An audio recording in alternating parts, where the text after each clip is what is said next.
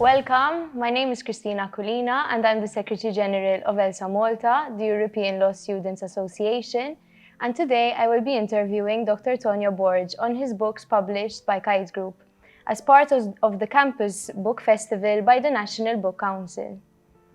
Dr. Tonio Borg is the author of 8 books, Nitqu bina nfusna, 9 Kriżijiet, Ekna Fomien, Ġustizzja bid-Bissima, A Commentary on the Constitution of Malta, Judicial Review of Administrative Action, Leading Cases in Maltese Constitutional Law, and Leading Cases in Maltese Administrative Law.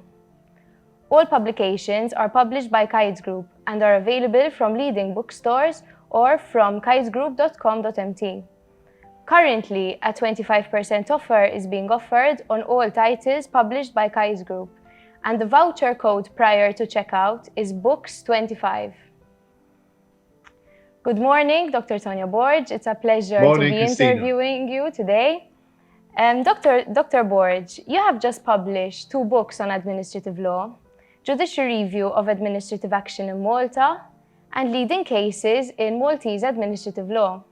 What was the purpose behind such publications published by Kite Group? Thank you very much for this interview, Cristina. Yes, the first book is in actual fact my PhD thesis, and which was submitted in 2018, and I updated the thesis till the end of 2019, and I published it in March 2020. Unfortunately, that was the time when we had this COVID, the eruption of this COVID pandemic, and therefore I had to cancel the launching.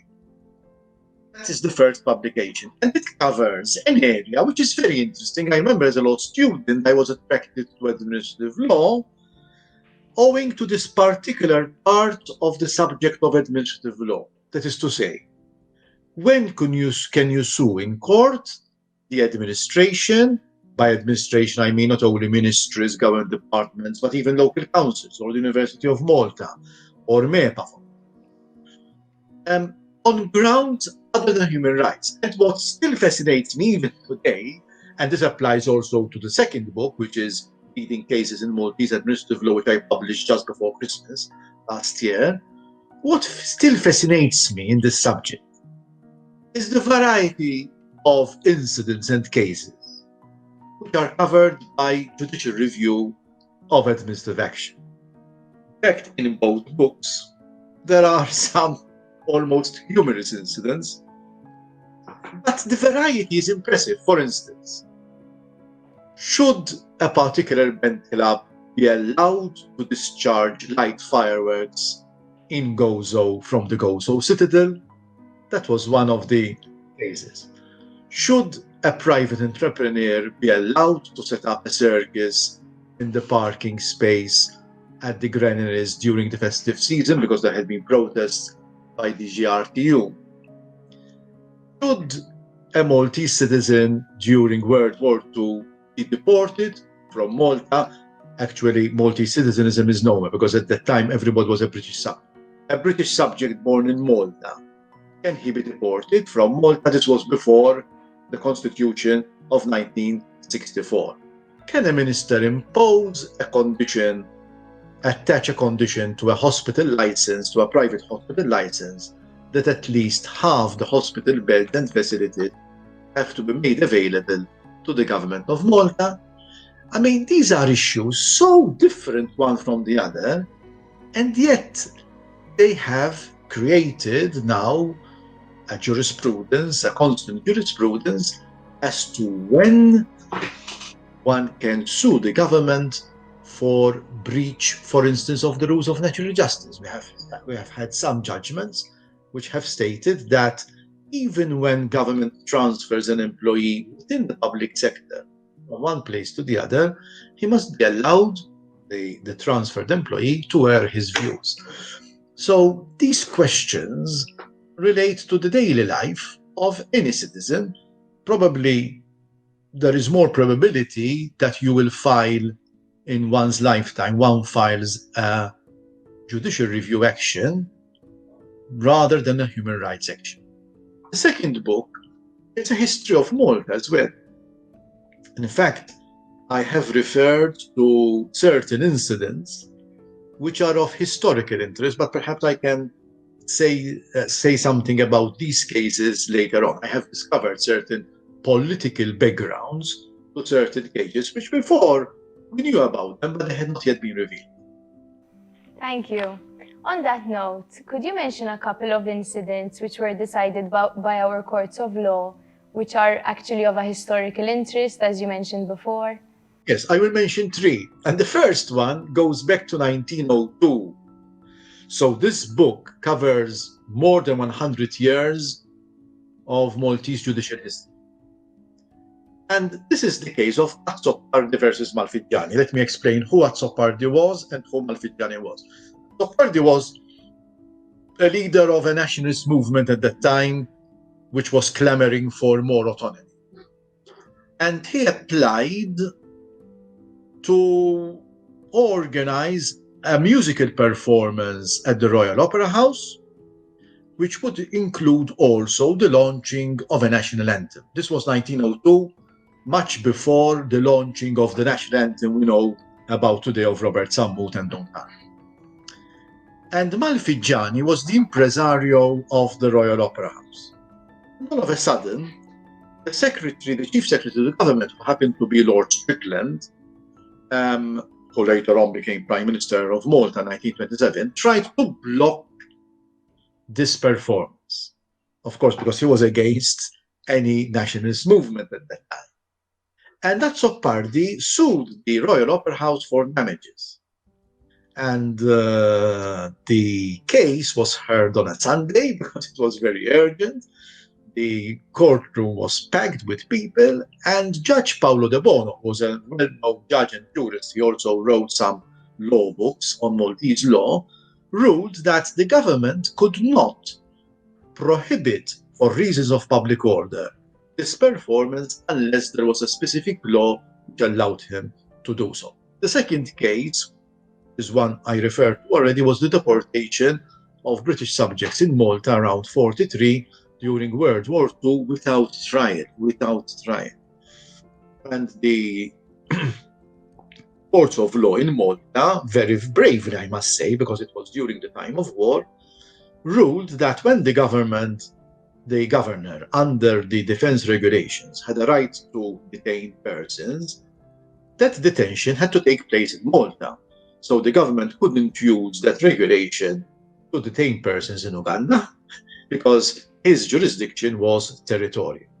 And the last incident was the Blue Sisters case, where, as I said, the government attached a condition to the hospital license of the Blue Sisters to the effect that at least half the hospital beds and facilities had to be made available to the government. And this was ruled by Mr. Justice Herrera Joseph Herrera to be, the late Mr. Justice Joseph Herrera, to be unreasonable, because it took irrelevant considerations into account. So these are only three incidents, three historical, political, juridical incidents, which throw light on this subject and how interesting this subject is. And these cases, which I have mentioned, are quoted both in the first book and in the second book. In the second book, of course, there are more details about this judgment. Thank you. And speaking of these landmark judgments which you've been mentioning and which are very pertinent due to their historical background as well, why did you feel the need to translate them from the Maltese language into the English language? Yes, I did so for two reasons. First of all, we lecture in English at the Faculty of Laws. Sometimes I do lecture in Maltese as well when I know that all the persons before me are Maltese speaking. But this is of benefit to the students, of benefit to the even Maltese students, of benefit to foreign students. But apart from that, it makes Maltese law more international. And I know as a fact that some of my books, which have been published in English, not only can be bought on international book sites, but they are part of the libraries in foreign universities. So it is making popular and more well-known Maltese law, particularly Maltese public law. That is the reason why I thought I had to translate them into English. Sometimes it was difficult for two reasons. One, some of the judgments are in old Italian language, particularly an old style of Italian language. And secondly, that the style of the Maltese judges in writing judgments is very continental, that is to say, very Italian, if I would say, long sentences. And that is against the spirit of the English language. So I had to use punctuation to make the judgments more readable in the English language. Thank you. Yes, I totally agree with you. As a law student myself, I know that we struggle a bit to find Maltese textbooks in English, which we can actually refer to for our examinations. So your books have really filled an important gap and are highly appreciated by students, in fact. Moving on, which books of a legal nature have you published in recent years?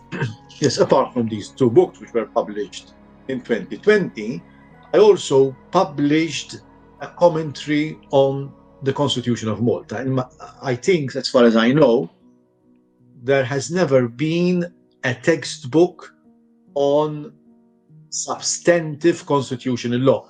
There were books written by, for instance, by J.J. Cremona on the history of the several constitutions which we had.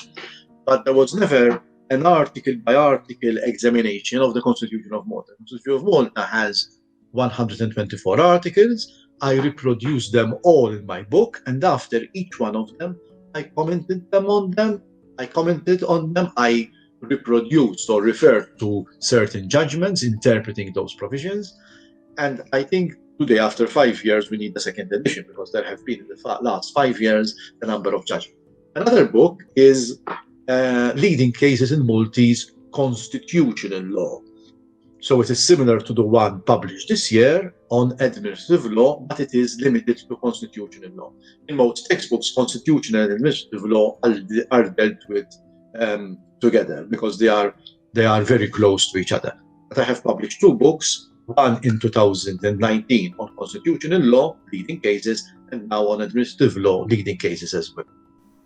Thank you. And you mentioned that you feel like a second edition of your book, a commentary on the Constitution of Malta, is needed.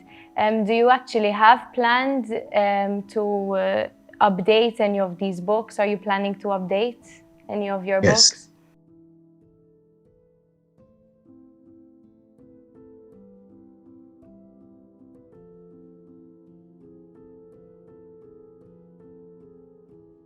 Court, which assigned 2 extra parliamentary seats to the opposition, which was a first in our constitutional history, and therefore it needs updating, yes.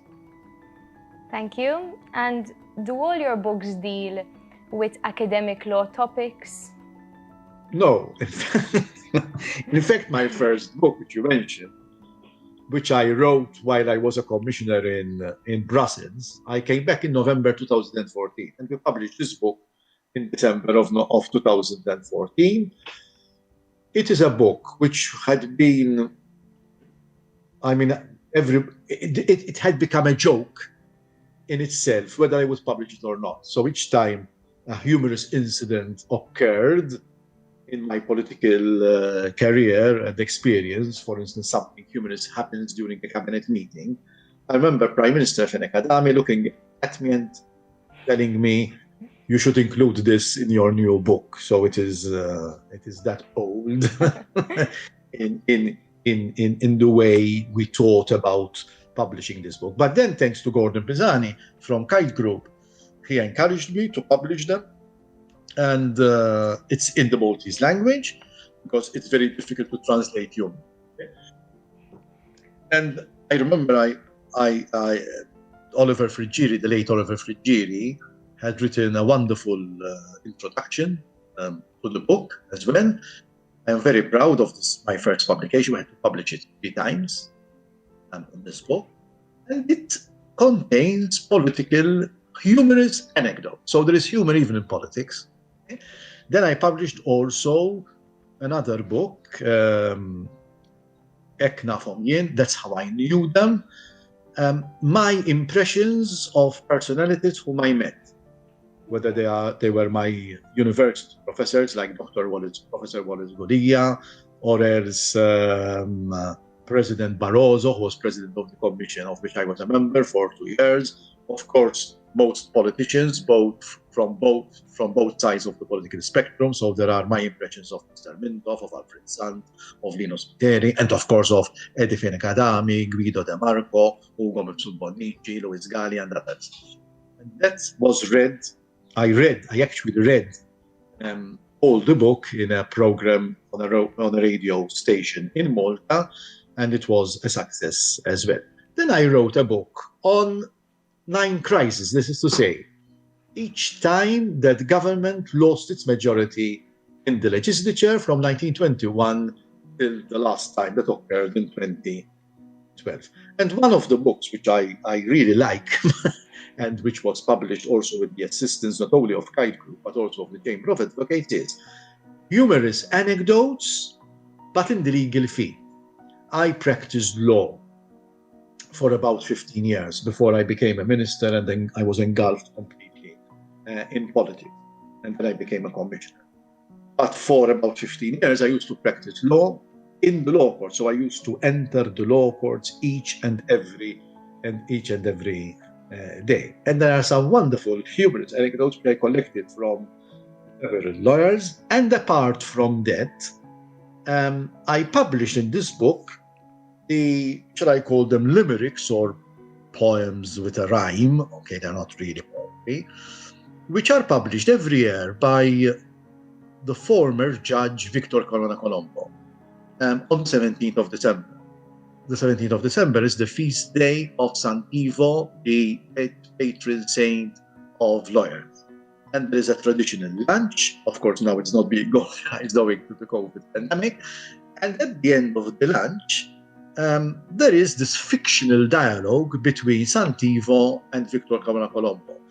The part of Santivo is read by Victor Corona Colombo, and the part of Santivo is read by Ugo Bonici, who even when he was president of the Republic used to attend these traditional lunches and read out these poems, this dialogue, and Victor Corona Colombo. And of course, these are a reflection of the history of Malta, of its political history, but also of world events, like, for instance, the landing on the moon, and speculation as to whether some Maltese lawyers would buy land on the moon to speculate on it. But also some hints and some jokes or some humorous anecdotes which occurred before Judge Morris Karwanakarim, for instance, or else other incidents which happened during litigation. And it's very close to my heart, this book. I called it Justice. The title of the book is Justice with a Smile, Justizia bit-bitsima, because even in the law courts, which is not usually, which is a place where serious cases are dealt with, still humor creeps in, even in the most places where you don't expect it. Thank you. Even in the prisons, for instance, sometimes there have been humorous incidents as well. I totally agree with you. So on that note, in your view, what does it take to have a good sense of humor? That's an important question, because it is very easy to laugh at someone else. The important thing in the sense of humor is to laugh at your own actions. And that means having a sense of humor. It keeps you down to earth. In my book, I wrote a number of incidents which I myself experienced, particularly when I was a minister, or in the early years of my political experience, when I used to knock on people's doors, home visits, and sometimes they used to mistake me for someone else within my own party, or even worse, they think I am a candidate from the opposite party. And they greet me with gladness and with joy, not realizing that I am a candidate of the opposite party in Malta. So that is one of the number of experiences, and also other incidents which occurred to me where I mistook the identity of someone else.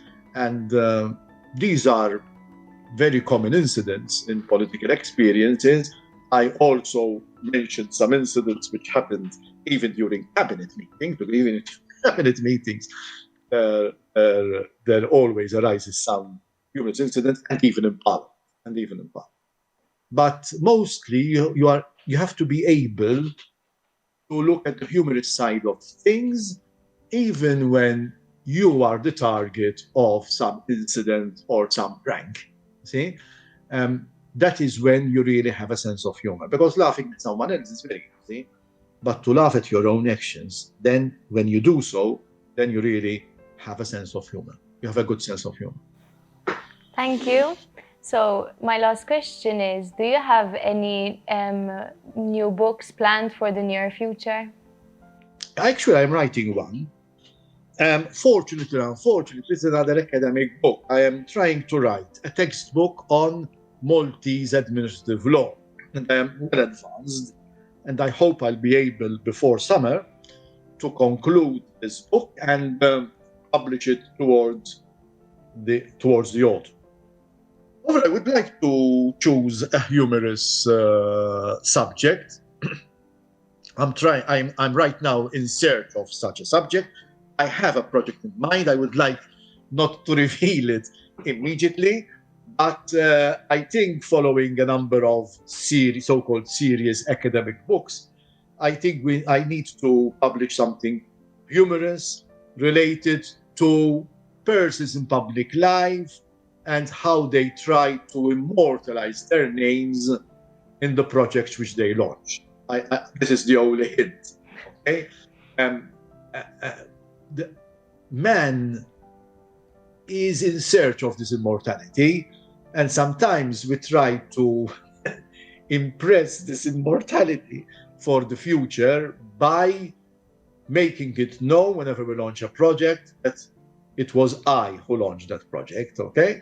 So I'm giving you a very, very a hint as to what will be the subject if I ever decide to publish this book, which would be humorous as well.